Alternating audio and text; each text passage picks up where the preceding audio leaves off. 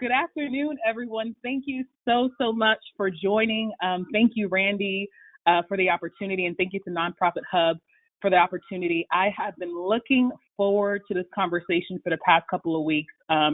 Talking about cross-sector partnerships is something that I'm extremely passionate about, so you're going to be hearing a lot of passion coming from this presentation today, but I want to thank everyone for taking the time to join. So I am just going to jump right in because since we had a little bit of a technical late start to the session, but again, I'm excited to be here. So I want to share a little bit about myself. And if you can, we do have a chat pod at the bottom.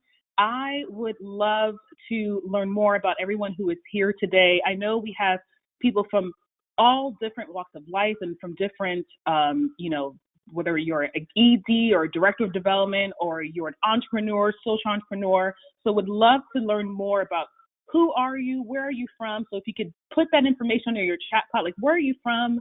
What do you do? I would love to just learn more about who I'm talking to today, because that would be really great. But just a little bit about me. So I was born in Queens, New York. I'm a daughter of Haitian immigrants.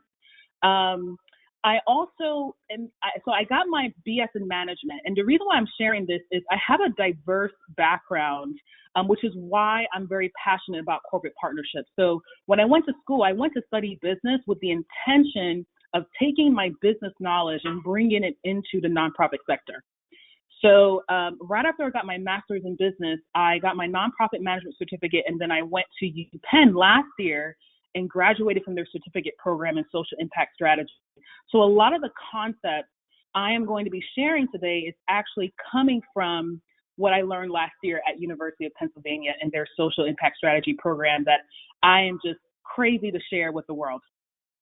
And so what I do is I do a lot of things. I am a professor, a college professor. I love to teach, something that I'm very passionate about, transferring knowledge and wisdom and ideas.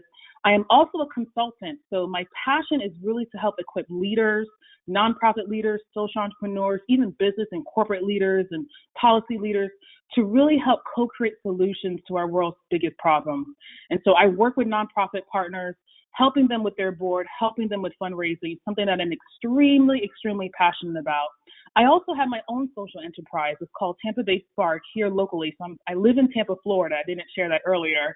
And our focus is really to help leaders really focus on how can we create an inclusive economy in Tampa Bay. So we host events and we host different educational events around equity, inclusion, diversity, and economic justice. I also train. So today I'm excited to be a trainer with Nonprofit Hub. This is something I do through my consulting practice. So I train nonprofit and corporate leaders around helping them build long-term sustainable strategies around social impact.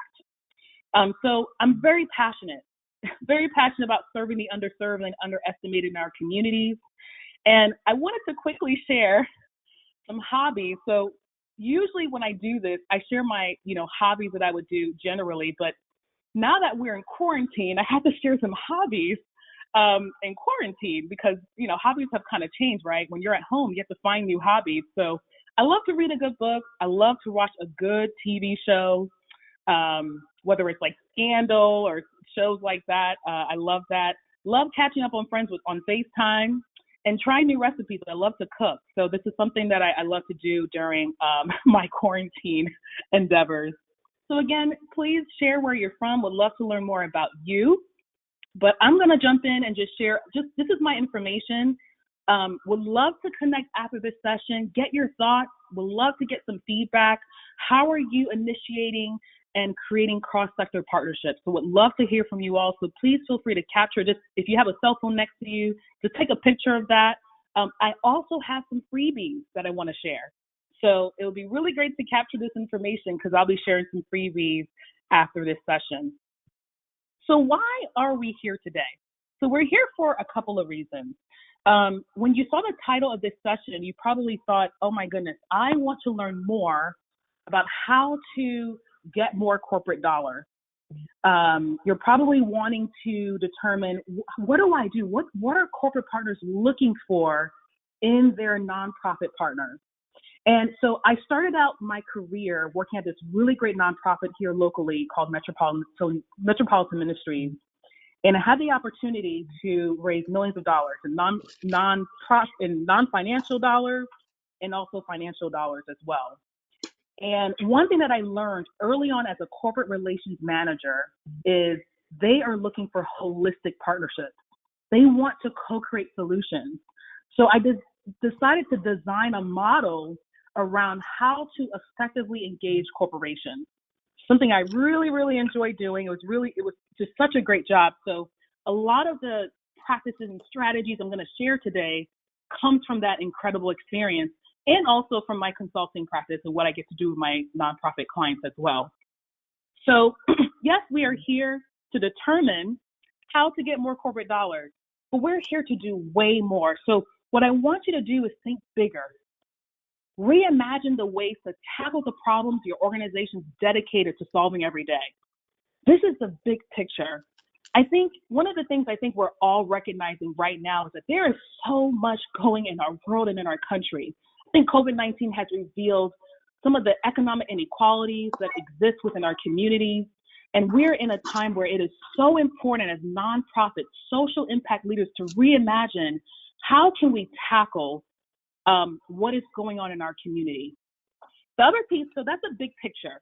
That is our big why. The other piece is we want to see corporations and small businesses more than just fiscal partners, but as co-creators of long-term solutions. And I'll be talking about this, but again, let's think big here. The last piece that I want us to all take away with one another today is we want to learn new and innovative models and strategies to build and sustain relationships with corporate partners. How do we co-design, co-create solutions that will effectuate change across generations? As nonprofit leaders, as social impact leaders, we do the work that we do every day because we want to make the world a better place. Creating these cross-sector relationships is extremely important to helping us do that. So I hope that that's a good start for all of us as we step into this conversation today. So why collaborate?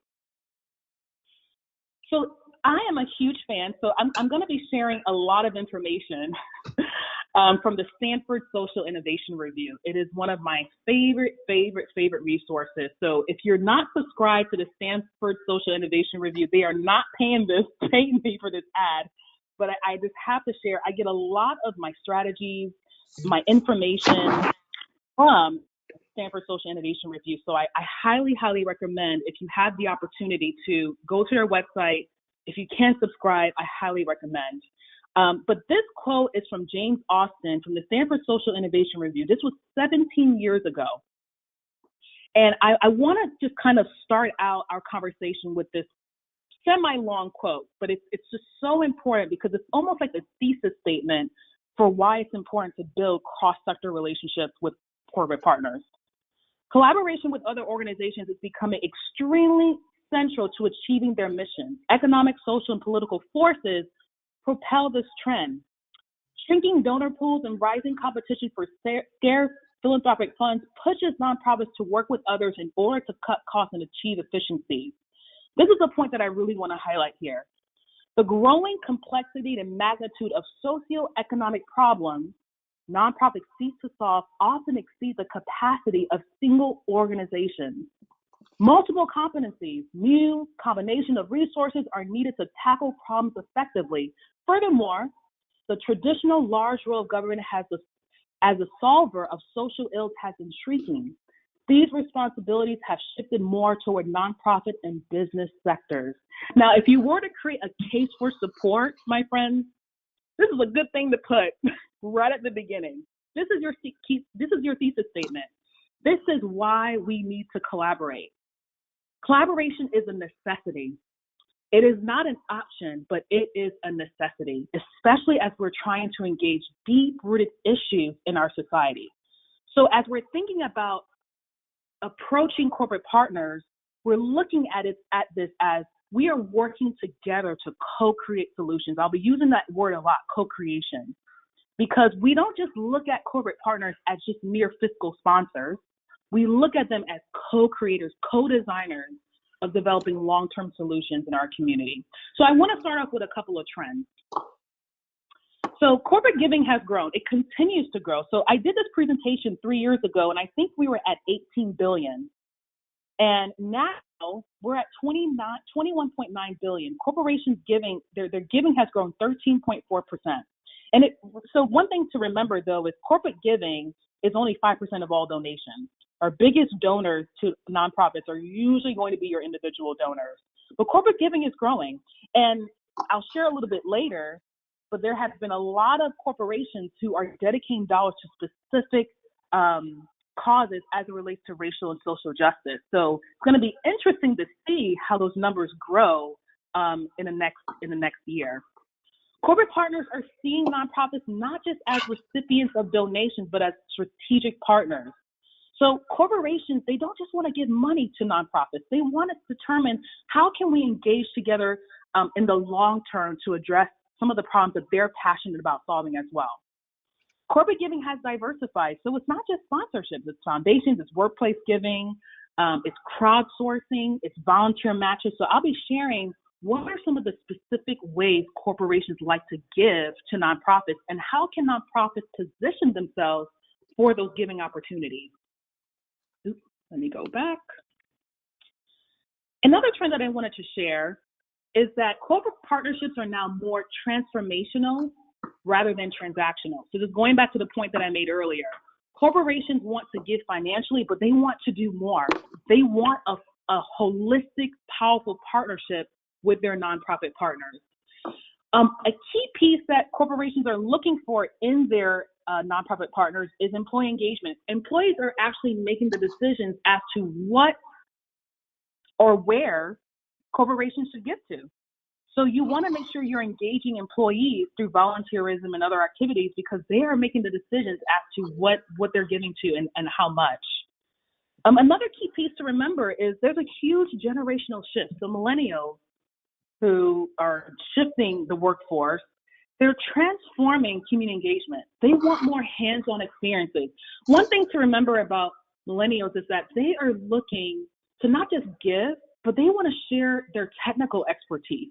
So I actually teach a social entrepreneurship class at the University of Tampa, and a lot of my students are either juniors or seniors. And in that class, when I talk about social entrepreneurship and I talk about global issues, such as climate change and poverty and hunger, they get excited about creating solutions. They're looking for nonprofit partners just like yours to determine how can they use their gifts and their education and their technical finesse to really engage the problems that you're solving. So it's a really, really great opportunity for you to really think about how do we engage millennials, not just at the giving level, but at the volunteerism level. So there's a really awesome article. If you subscribe, again, I'm going to mention Stanford Social Innovation Review article because it's just such a great resource. There was a really interesting article that they did called The Rise of Corporate Social Investors. And they talk about how corporations are not just looking to, again, invest in nonprofits, but they want to determine how do we add social impact into our value chain. So I'll be talking a little bit later about, corporate social responsibility and the different acts that were passed in order to ensure that corporations are held accountable to giving.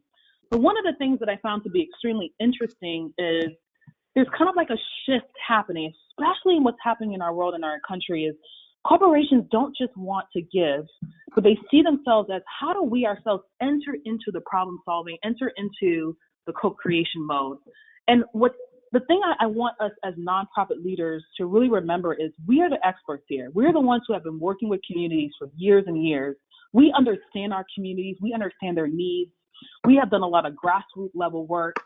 So we are the ones who can really help train, coach, and lead corporations to determining what are the most effective ways to solve these issues.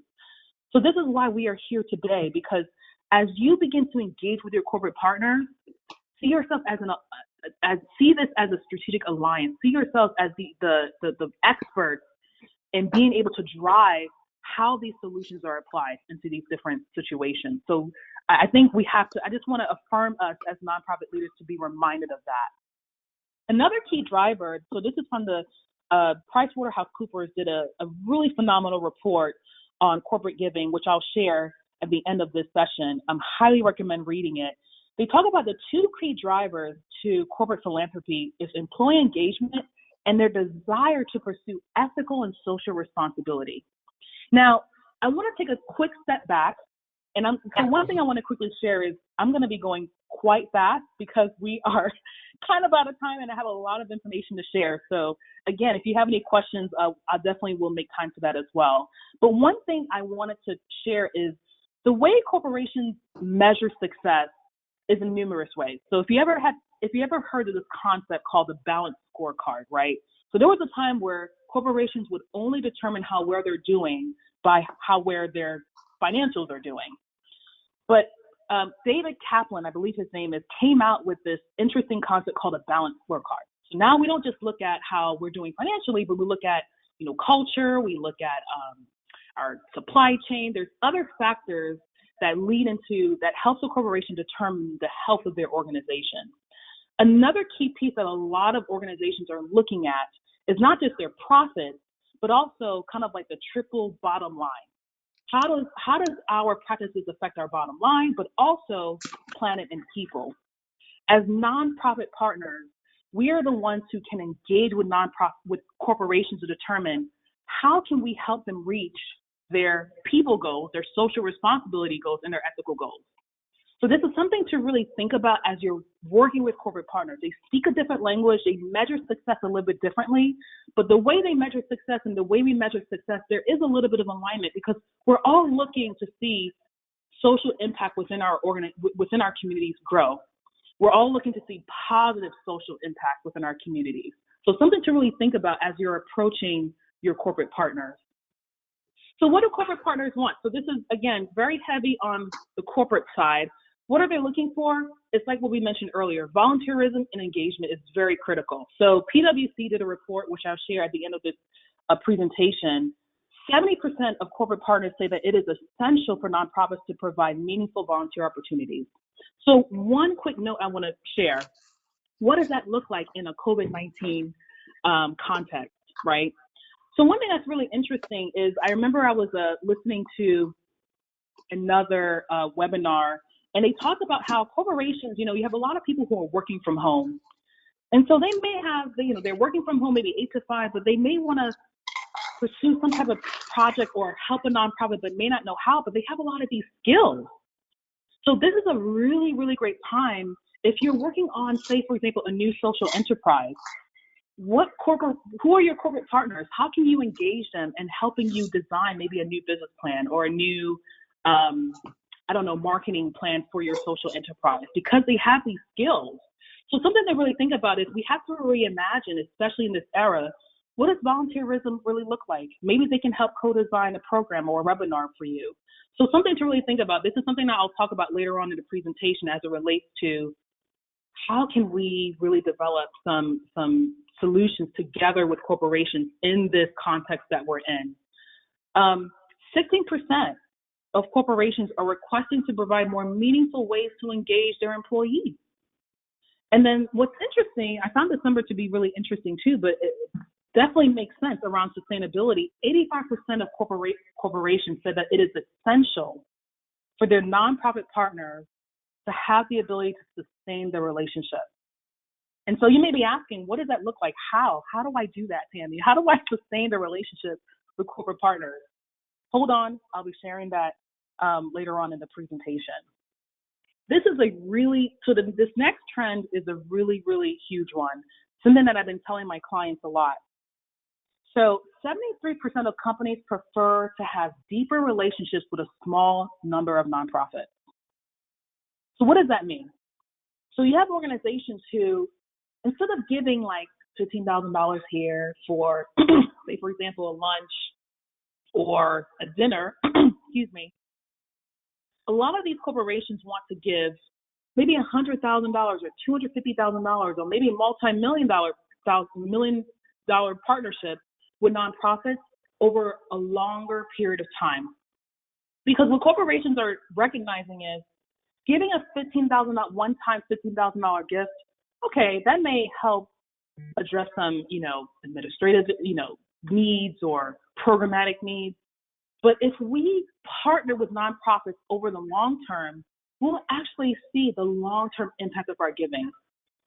So corporate partners want to partner with a smaller number of nonprofits, but to have deeper and provide more gifts to that nonprofit, higher level gifts to that nonprofit, in order to really see how their money is making an impact. So something to really, really think about is as you're designing your case statements, as you're designing your or doing your grants, really think about how can I integrate this corporate partner into the long term, into a long-term relationship. Accountability. 66% of corporations have higher expectations of accountability. So there's a couple of tools and frameworks I'm just going to drop real quick. Do you have a strong logic model? What is your theory of change?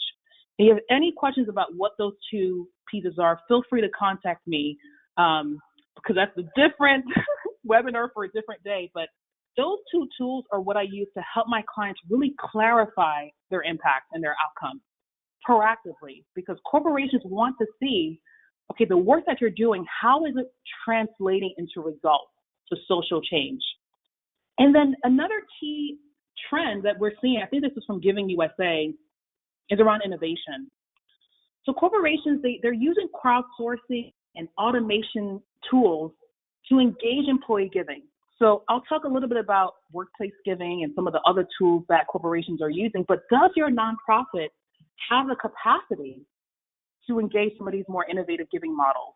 And if not, something to really think about and invest into. So in summary, what do corporate partners want? They want meaningful opportunities, engagement, they want sustainable relationships, long-term relationships, and they want accountability as well. So I'm going to pause here for like a quick 10 seconds for you to reflect, because I shared a lot of information just now. How would you describe your relationships with your current corporate partners? So if you were to take some time to really think about, what do my relationships with my corporate partners look like right now? And the other question, follow-up question I have is, how can you begin to reimagine those relationships? Now is such a great time. So something to really think about as you are working through some of your corporate relationships is, what are some things that are working? What are some things that are not? And how can you maybe apply some of the concepts that we'll learn today in order to grow and deepen those relationships? All right. I gave us a couple of seconds. So Bill Drayton is one of my favorite thought leaders around social entrepreneurship. So I'm going to blend a couple of concepts together: corporate, nonprofit, social entrepreneurship. But I absolutely love Bill Drayton. He is a thought leader in social entrepreneurship. And there's a quote that I love that he says, here's my advice this is for change makers, just like us. All of us on this call are change makers. We're all working to make a difference in this world that we live in. It's needed. We are needed. We are necessary in this world. So his advice is, the first step to becoming a change maker, the only secure job going forward, is to give oneself permission to ignore politely, of course, all those who say don't do it. And I think this is a really great transition to this next piece as we talk about building relationships with corporate partners. Because it really, in order to build a relationship with anyone, to be honest, if you were to take yourself, like just as human beings, in order for us to build healthy relationships with other people, we must be self-aware. We must be emotionally intelligent. We must be able to manage our emotions and build relationships. Same thing for organizations. In order to build healthy relationships with other organizations, we must be healthy. Our organizations must be emotionally healthy. Our boards must be healthy. So, and we must be aligned. So before I even start talking about how to build relationships, I want to real quick go through this journey of, it starts with your mission. So right now, a lot of nonprofits are trying to determine, how do we reimagine what we're doing in this COVID-19 context and in this pandemic context, right? And one thing that we have to remember is we have to go back to our why. So if you remember Simon Sinek, it starts with why. It always starts with your mission. So in order for us to really understand how do we build sustainable corporate relationships, we need to audit a couple of pieces of our organization. First, we have to look at our programs is the first piece. How are we solving the problems that we are addressing? And and another thing to really do is to audit is how you're solving the problem still applicable to the context in which you're in. Do you need to think about letting some programs go, introducing new programs, or maybe redesigning your current programs? This is a really good conversation to have with your board. And the tools that I mentioned earlier, I'm going to repeat them again. Having a strong theory of change and logic model and even balanced scorecard are really good tools to use to analyze the strength of your programs. Your culture. What do you value and how are you living out your values? Your values will show up in your corporate partnership. Your values will show up in how and who you engage with and who you don't engage with. So it's very important for you to stay true to your values. Is there cohesiveness amongst everyone in your organization? No matter how big or small your organization is, it's extremely important to have a culture of cohesion in order to sustain a relationship with a corporate partner. So something to really think about as you're thinking about engaging your corporate partners. Your staff, who was on your team? Who do you have? So if you saw earlier in the presentation, the trend is corporate partners are looking for nonprofit partners to sustain long-term relationships. So do you have the right people? Is your board ready to sustain these relationships? So say, for example, if you're a two-staff nonprofit, but you have a board, is your board ready to engage those relationships? Or if you maybe have a larger organization and have the capacity to have cross-departmental collaboration, is everyone ready to work together to engage the needs of those corporate partners, the desires of those corporate partners? Lastly, your brand. So I'm going to be talking a little bit about brand real quick because your brand is extremely critical to you engaging a corporate partner at a high level. Corporations want to work with nonprofits who have a strong brand, who have a strong value proposition, who have a strong reputation within the community. So what are some of the components of a strong brand? Clear claim for impact, right? Your logic model and your theory of change, I said it the third time, it is really going to help you, I promise. Those are really great tools. And if you're trying to determine who do we work with to build our logic model and theory of change, the board is very helpful. Your programs team is extremely helpful. Your marketing team is extremely helpful. Those tools are going to help you determine how do you create a clear claim for impact. Because corporations want to hear that. They're looking for partners who are holding themselves accountable to their outcomes. Recognizable leaders. Is your leader involved in the community? Are they involved in different aspects of the community? And are they great ambassadors for your mission? Recognizable funders. Who are your funders? Right? Funders talk to each other. And when they talk to each other, many times they're talking about your organization. What do they have to say about your organization? Do they have positive things to say about your organization? Powerful partnerships, strong communication strategy. So I help clients build fundraising plans. And one of the things I always tell my clients is, as I'm building the fundraising plan, you need to have a strong communications and marketing plan to help fuel that fundraising plan. So it's very, very important to have a strong digital strategy, a strong website that a corporation can go into and see, oh, this organization knows what they're doing and they have a strong brand. Do you have the ability to replicate your model is another piece. Tenure. How long has your organization been in existence? How long has the leadership of your organization has been with the organization? And what is your budget size? So those are some of the key pieces. There are other pieces that play a role into your brand, but something to really think about is, as you're auditing your organization, as we're starting from within, what are some of those pieces that we need to kind of put together to make sure that we are well positioned, because this is about positioning here, to interact with a corporation. Audit your infrastructure. So I know that I'm talking to smaller nonprofits all the way up to maybe larger nonprofits. So you may have anywhere from 1 to 2 to 3, 10, 15, all the way up to maybe a staff of 100, 200. So some of these pieces may be led by a couple of people, one person, but one thing I want to just bring out is when we're thinking about our infrastructure, it's very important to determine, okay, who is championing which piece of our infrastructure. So this is what I mean by this. So your nonprofit is made up of board directors and your executive team. It could be the, executive director, the CEO, but you also have different functions of your nonprofit. You have development, which is fundraising. You have volunteer engagement. You have maybe grants, marketing, PR and media, finance and accounting, and maybe even HR, maybe an events piece, programs, and other key teams.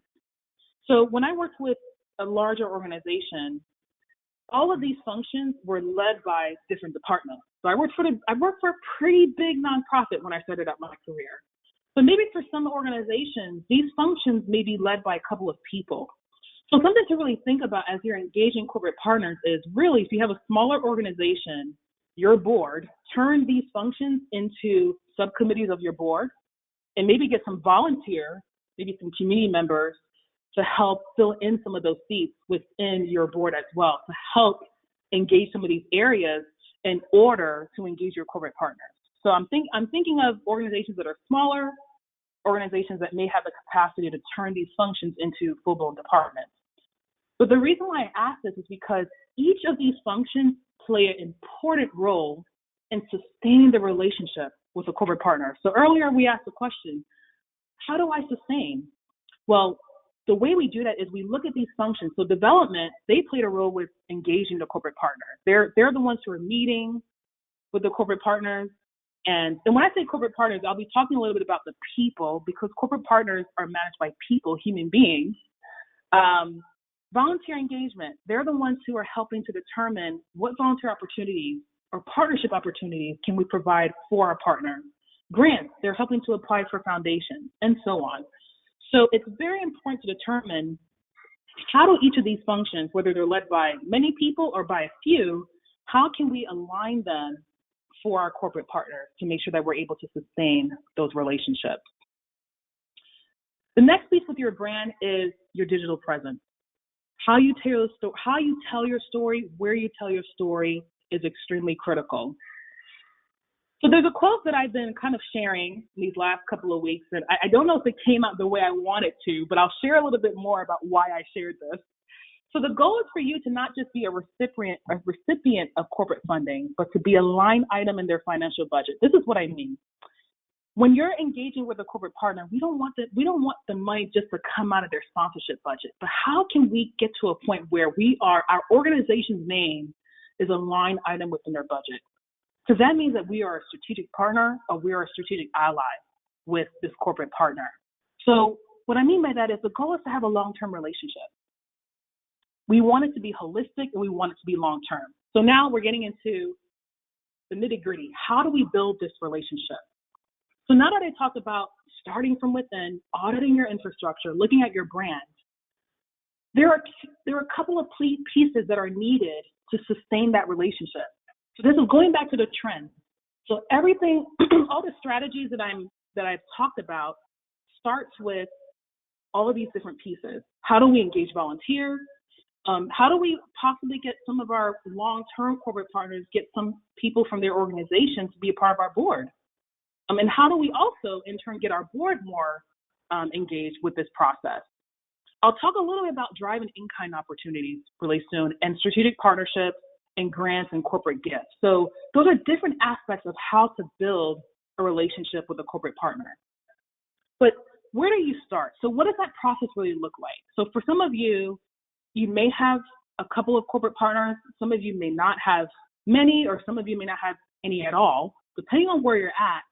In order to build or even sustain or continue your relationship with a corporate partner, the moves management process still applies. So for many of you, especially if you're in the fundraising world, the moves management process is a really great tool that I use with my clients.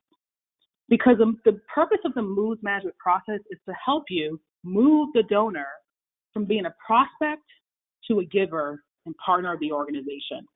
And what I love about this process so much is that it helps you break down that process into pieces, into critical milestones. So usually we'll first prospect who are our potential partners.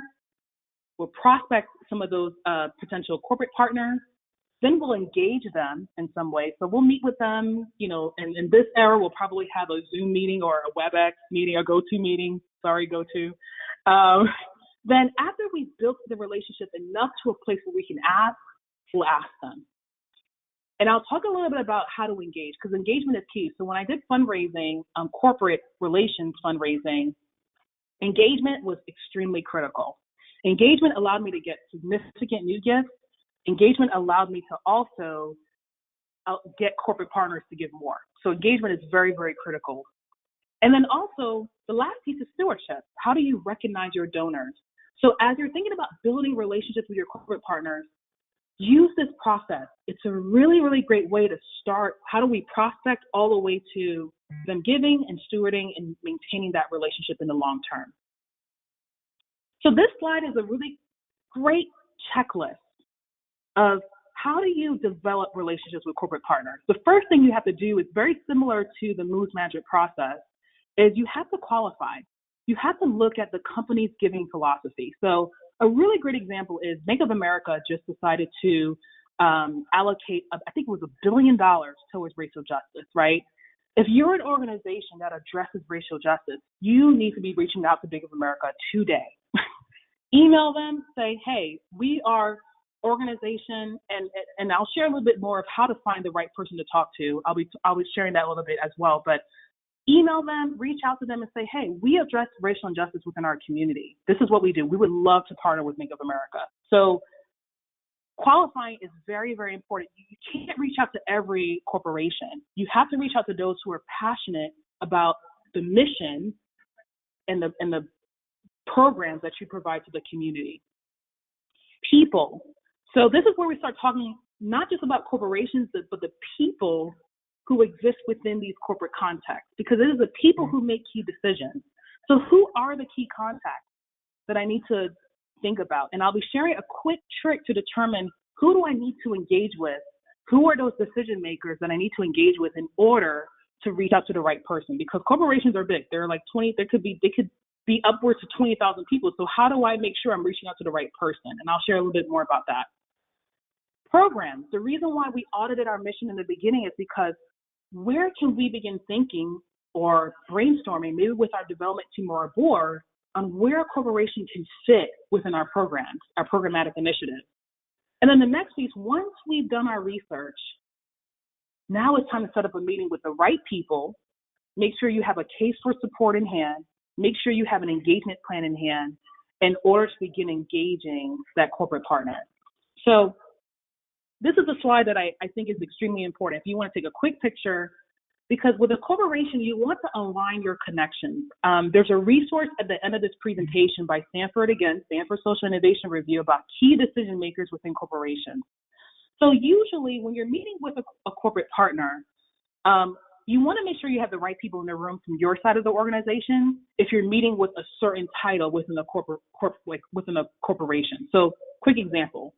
So when I was a corporate relations manager, if I knew I was meeting with the CEO of a bank, I knew that my CEO needed to be in the room. I was in many ways a facilitator of corporate relationships, or I was sometimes a facilitator, or at times I was the leader of the meeting, but it depended upon who was in the room. So if it's the CEO, board, or VP of Bank of America, I need to make sure that my CEO is in that room. Now, if I'm meeting with the HR person or HR manager or marketing manager, it could just be maybe the development director or the ED.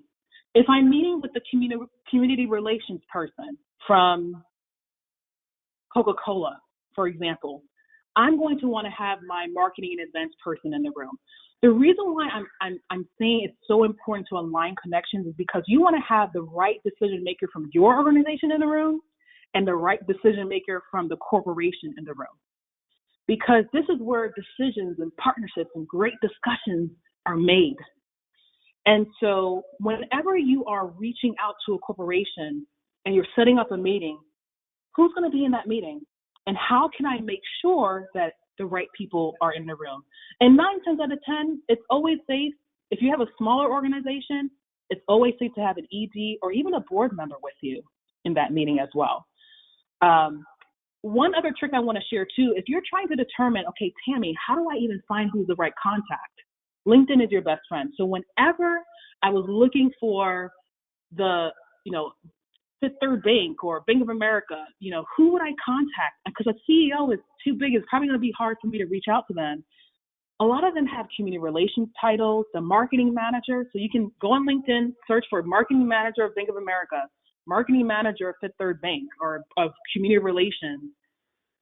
They usually handle a lot of the community relations and corporate social responsibility initiatives, or they're able to connect you because they're constantly partnering with people in that arena. So quick hack, I hope that works, but definitely when you're doing your research, that's a really great place to start. So engagement equals cultivation. What does your corporate engagement plan look like?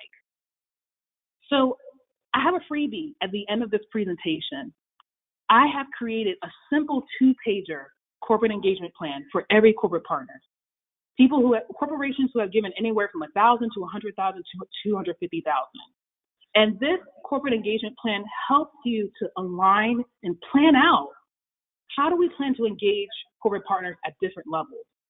So if you don't have a corporate engagement plan, definitely reach out to me. It's a freebie that I want to share to everyone who attended this webinar. So something I definitely want to make sure I shared with you all. So I'm going to breeze through this really quickly because the last piece is very important, and I know we're at 1:20. So how do corporations give to nonprofits? So let me go back real quick.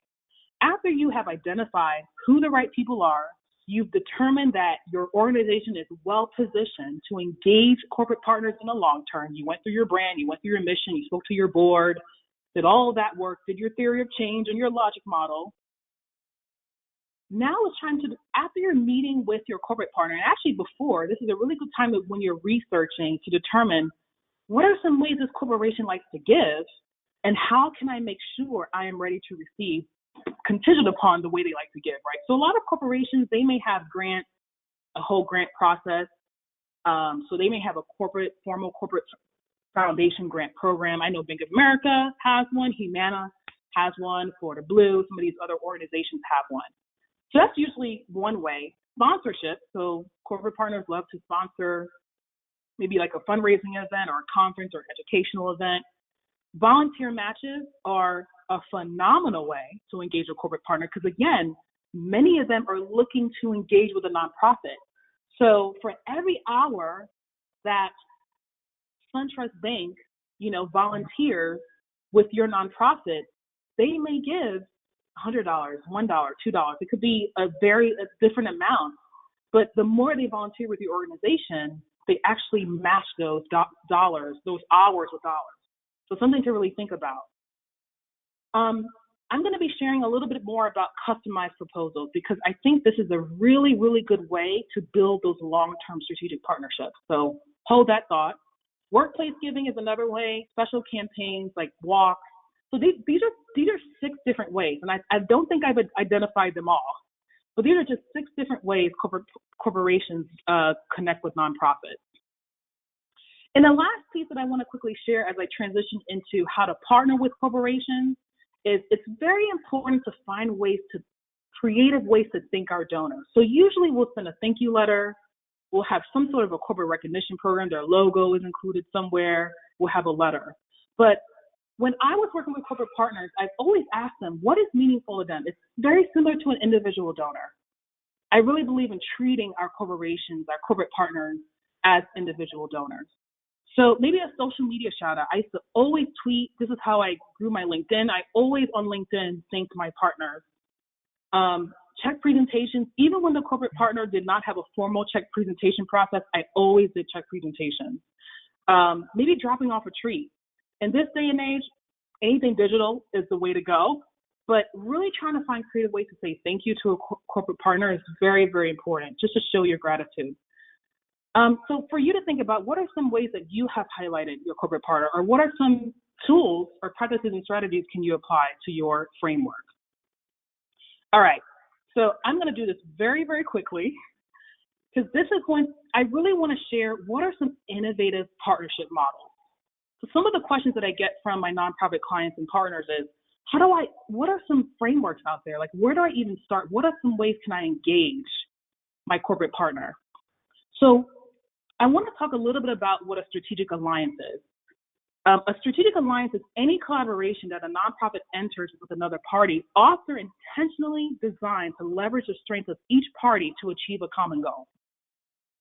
So how do we build these long-term alliances? So these are three innovative models. So again, as I mentioned earlier, I teach social entrepreneurship, and we talk a lot about cross-sector models.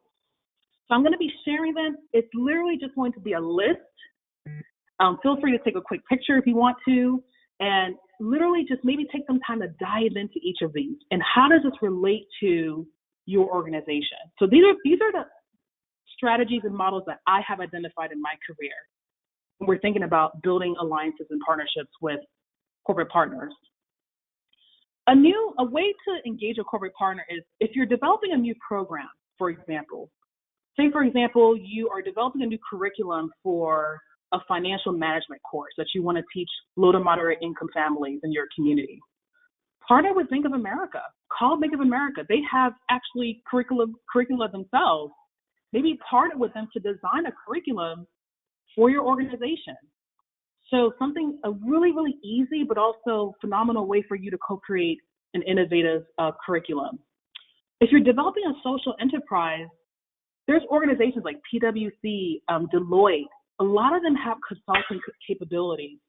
See if they can donate a couple of in-kind hours to helping you develop a business plan, something to really think about.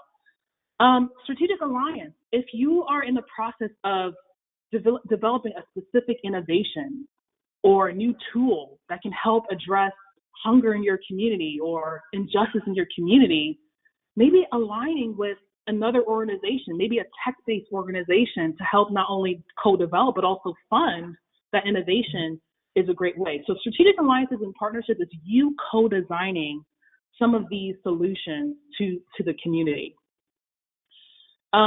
I want simply to talk about, so these are strategic alliances and partnerships. The co-creation model is literally you and the corporation are working hand in hand on a daily basis. This may be a formal strategic partnership. So one thing I want to quickly share is a strategic alliance is very loose, right? It's sometimes not necessarily backed by any legal document. Partnership usually is. So when we're doing the co-creation model, it may require that you draft a partnership agreement, right? Since it's going to be a formal partnership, and you're working with that corporate partner to maybe do, I talk about content. So say, for example, you want to do a research report on inequity in, like I'm working on a research report on, inequity in our entrepreneurial ecosystem.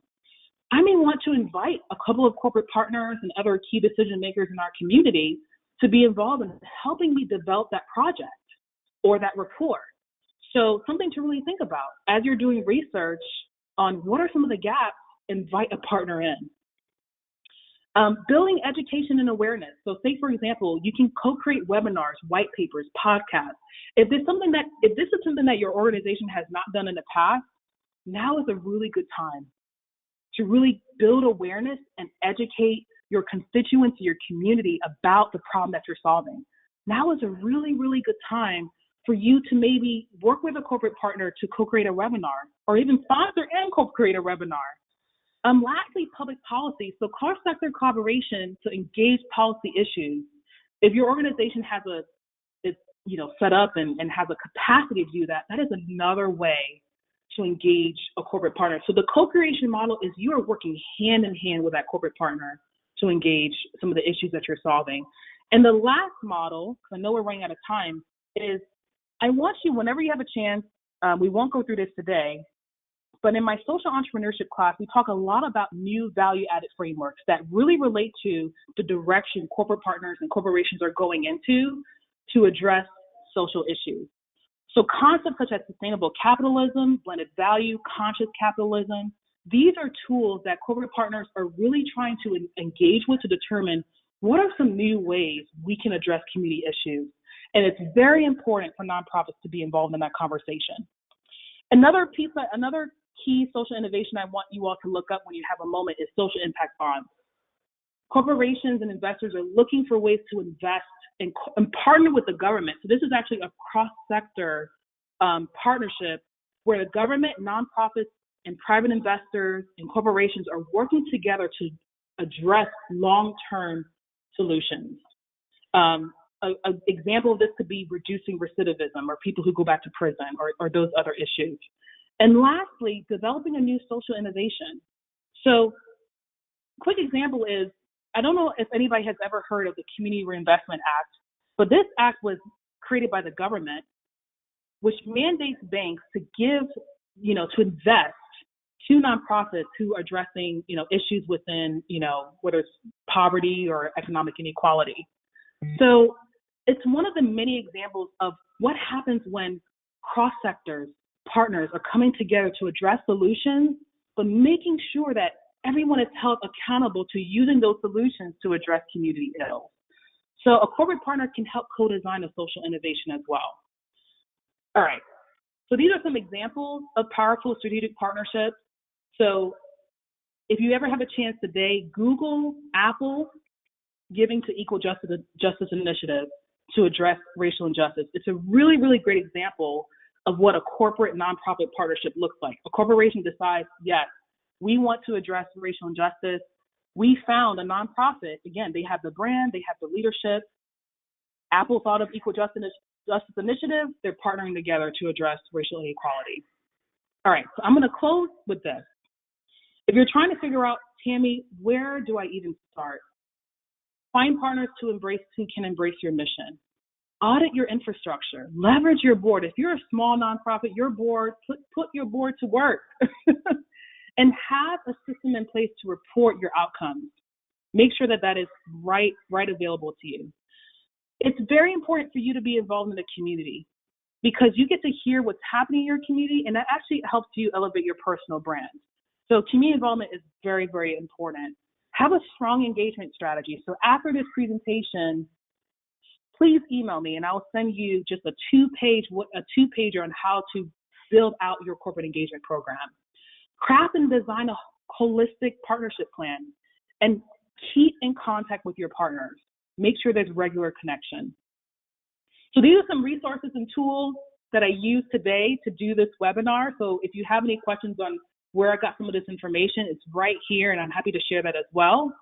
And this concludes the presentation. I literally felt like I talked a million miles a minute. I hope this was informative for everyone. Again, this is my information. So if you want to get the information about how to design a corporate engagement plan, it's only 2 pages. It's a great place to start for you to begin co-designing some of those solutions. So I just want to thank everyone today for joining, taking out the time. And also, I really, really hope that this empowered everyone on this call to reimagine how can we come together? How can we partner with the government, corporate partners, foundations, in order to address some of these issues that we see on TV? We see, and sometimes we feel so paralyzed, but I just want to affirm and remind everyone, we are all capable of coming together to address these solutions, to effectuate change for generations to come. And I hope I got to plant a seed to do that for you all. So thank you again so much for joining today.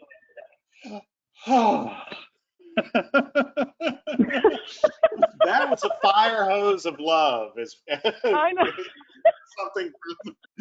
To steal something from another friend of ours. But thank you so much, Tammy. That was a lot of great information, and it was very, very coming right at you, but all very good. Yeah. And just know, everyone, that we recorded this, so you should be able. Hopefully, we recorded it. We had so many weird things going on, but it says it's recording. But thank you so much for sharing, Tammy. I got a lot out of it. I know I'm going to email you for the 2-pager because it sounds like an amazing resource. And thank you for becoming part of the Nonprofit Hub family today. We haven't had you before, but I'd certainly love to have you back again. You're an amazing human, and I really appreciated your presentation. Oh, thank you so much. It's my pleasure. All right. Thanks to everyone that joined. Like I said, we recorded it, so we'll get that out to you here shortly. And go out and do some of these things and make a difference in the world. Thanks a lot. Thank you.